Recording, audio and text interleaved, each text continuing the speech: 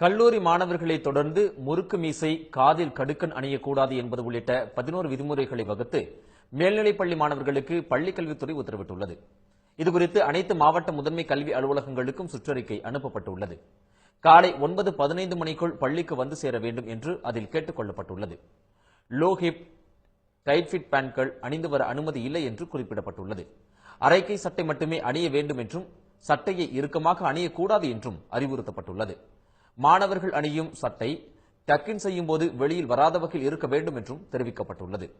சீரற்ற முறையில் இன் பண்ணக்கூடாது என்றும் கருப்பு கலர் சிறிய பக்கிள் கொண்ட பெல்ட் மட்டுமே அணிய வேண்டும் என்றும் கேட்டுக் கொள்ளப்பட்டுள்ளது.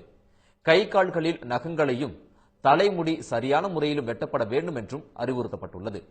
மேல் உதட்டை தாண்டாதவாறு மீசை இருப்பது அவசியம். முறுக்கு மீசை வைத்திருந்தால் கடும் நடவடிக்கை பாயும். கைகளில் ரப்பர் பேண்ட், கயிறு, கம்மல், கடுக்கன், செயின் போன்றவற்றை அணிந்து வரக்கூடாது என்றும் தெரிவிக்கப்பட்டுள்ளது. பெற்றோர் கையொப்பத்துடன் வகுப்பாசிரியர் அனுமதி பெற்றுதான் விடுமுறை எடுக்க வேண்டும் என்றும் கேட்டுக் கொள்ளப்பட்டுள்ளது. பைக், செல்போன், ஸ்மார்ட் போன் கொண்டு வர அனுமதி இல்லை என்றும் பறிமுதல் செய்யப்பட்டு திரும்ப ஒப்படைக்கப்பட மாட்டாது என்றும் கூறப்பட்டுள்ளது.